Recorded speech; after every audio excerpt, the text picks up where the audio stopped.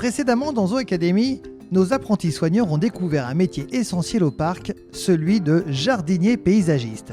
Ils se sont initiés à cette technique et ont appris qu'il fallait faire preuve de précision, de créativité, mais aussi avoir le goût du travail bien fait et le sens de l'esthétique.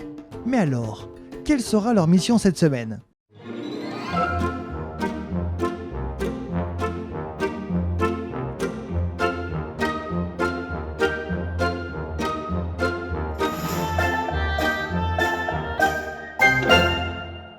Salut tout le monde, extrêmement ravi de vous retrouver dans Zoo Academy, votre mag sur la nature, les animaux, l'environnement et la biodiversité. Cette semaine, nos apprentis soigneurs vont se rendre à l'Otariland. Vous l'aurez compris, comme son nom l'indique, nous allons voir des otaries. Comment ne pas les confondre avec des phoques? Comment collaborent-elles avec leurs soigneurs et leurs soigneuses? Bref, vous saurez tout dans un instant. Alors, vous êtes prêts? Attachez vos ceintures, l'aventure commence maintenant.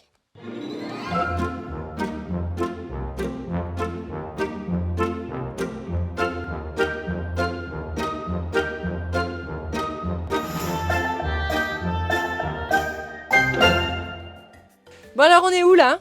L'Otariland. À l'Otariland. Donc l'Otariland, c'est un secteur où il y a quoi comme espèces? Les otaries, les animaux marins. Les animaux marins, dont les otaries, les loutres, Les phoques. les phoques. Les pingouins. Alligators. Alors les alligators, et on a des pingouins ou des manchots? Manchots. Comment vous savez que c'est des manchots? Parce qu'ils veulent pas. Ok. Donc aujourd'hui on va pas refaire exactement une séance soigneur comme on fait d'habitude avec un nettoyage pour voir comment le soigneur y travaille. On va faire une séance où on va s'intéresser à comment les soigneurs à l'Otariland travaillent l'hiver. Qu'est-ce qu'ils font pour préparer leur saison? Parce que quelle est la grosse différence pour nos otaries entre l'hiver et la saison? Bah, la saison, le fait qu'il y ait du monde, ils s'entraînent un petit peu moins. La saison, ils vont faire des représentations. Donc l'hiver, il va falloir s'entraîner pour tout ça et voir comment les soigneurs travaillent. Parce que les soigneurs vont avec les otaries dans l'eau l'été, mais l'hiver, ils y vont un peu moins. Pendant la représentation. Ouais. Donc on va essayer de comprendre un petit peu sur ce secteur-là, comment ils travaillent l'hiver, puisque du coup il y a deux rythmes bien différents. Ça vous va? Oui. Ouais. Oui. Ok, là on est devant quelle espèce? Les otaries. Ok, comment vous savez que c'est pas des phoques? Les phoques, c'est beaucoup plus gros. Les phoques c'est plus gros? On voit les oreilles. Sur Ah. les otaries, on voit pas les oreilles sur les phoques. Ok, alors les phoques sont beaucoup plus gros, regarde bien nos otaries et après on va aller voir nos phoques. Et tu me diras lequel des deux sont les plus gros, ok?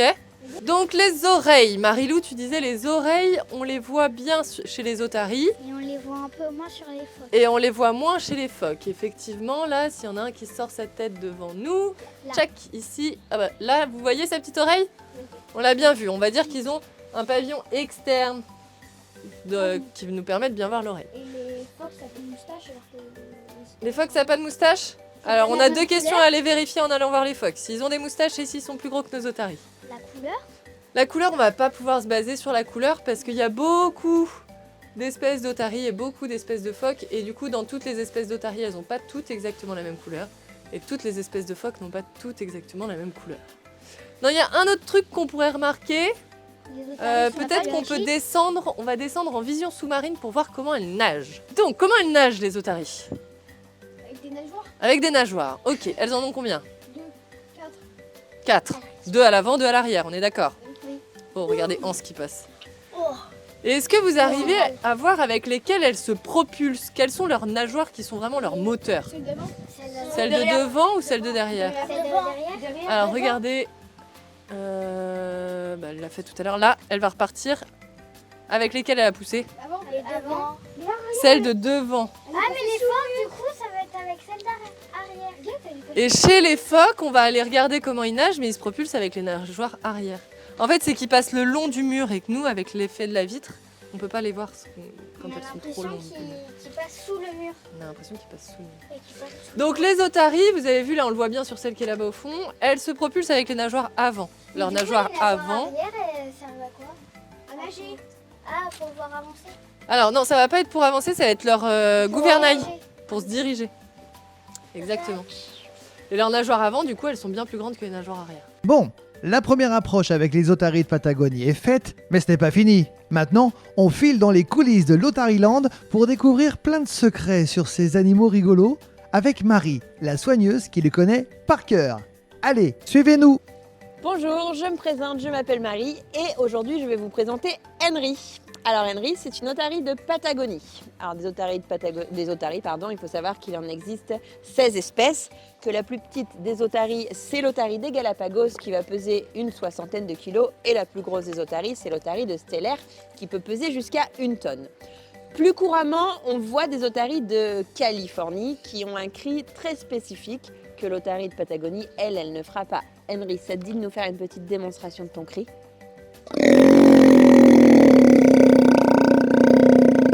Voilà, donc ça, c'est une otarie de Patagonie.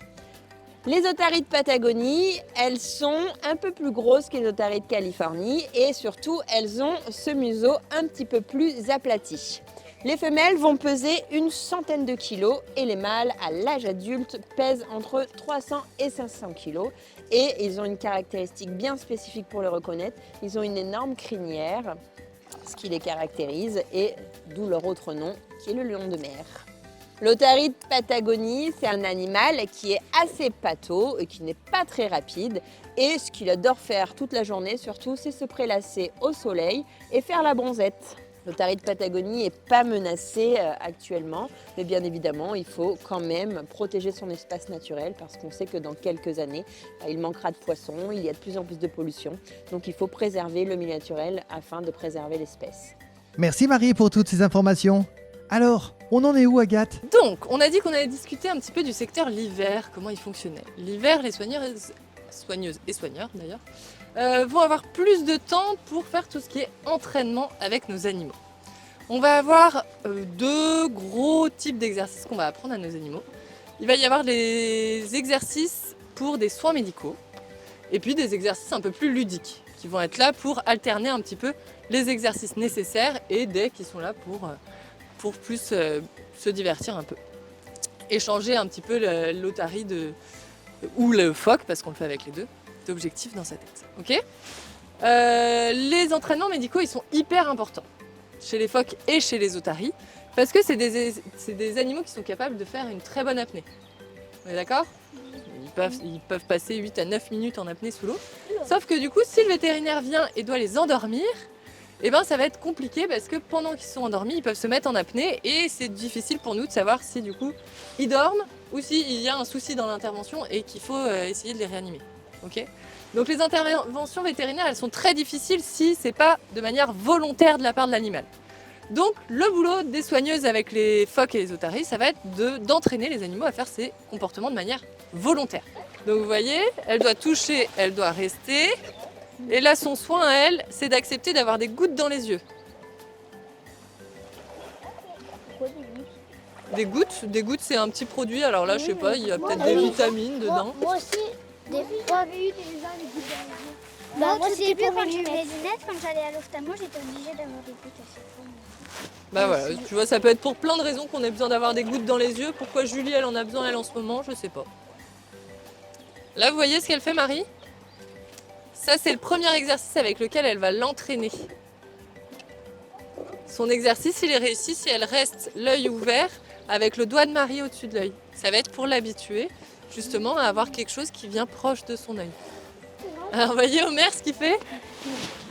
Il a fait un autre exercice, il a tapé des nageoires pour applaudir. Ça, c'est un exercice ludique qu'on va lui apprendre. Parce que parfois, pour apprendre un exercice, on va lui demander plusieurs fois, par exemple, d'ouvrir l'œil et faire l'exercice de la goutte, sauf qu'au bout d'un moment, on en a un peu marre. C'est comme si moi, je vous disais, répète la table de 7 3 fois de suite. Une fois, ça va, 2 fois, c'est long, 3 fois, c'est trop. Donc, on va changer un petit peu d'idée, on va répéter la table de 7 une fois, on va aller faire un petit match de foot et on va revenir. Là, c'est pareil, l'applaudissement, c'est un exercice qui fait faire une petite pause. Et là, Marie, elle entraîne si on a besoin de faire une échographie, par exemple. Ou besoin de toucher si son ventre il est dur, s'il a mal quelque part. Donc on va lui demander de montrer son ventre et qu'on puisse faire des pressions parce que si on fait une échographie, on a besoin d'appuyer un petit peu sur le ventre. Les entraînements réalisés tout au long de l'hiver par les soigneurs prennent tout leur sens lors du ballet des otaries.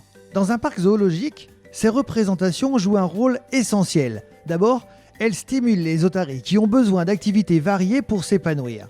Ensuite, elles permettent au public d'en apprendre davantage sur ces incroyables mammifères marins à l'intelligence remarquable. Les otaries de Patagonie sont d'ailleurs très réceptives. Elles comprennent vite les signaux et exécutent leurs mouvements avec une grande agilité. Mais plutôt que d'en parler, place à la magie. Voici un extrait du ballet des otaries à découvrir au parc zoologique Le Pal.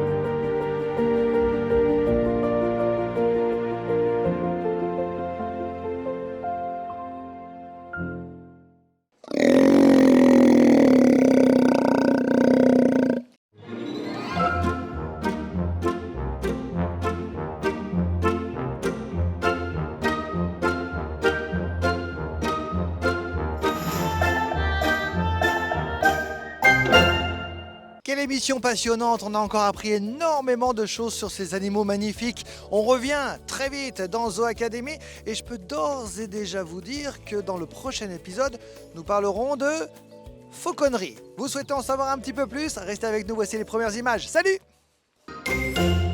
Et oui, la fauconnerie sera à l'honneur dans le prochain épisode. Nous partirons à la rencontre de la chouette effraie, cette mystérieuse dame au visage blanc et au vol silencieux qui autrefois faisait frissonner les campagnes. Et ce n'est pas tout, nos soigneurs engagés s'intéresseront à la Ligue de la protection des oiseaux et poseront toutes leurs questions à Adrien. A très vite dans Zoo Academy.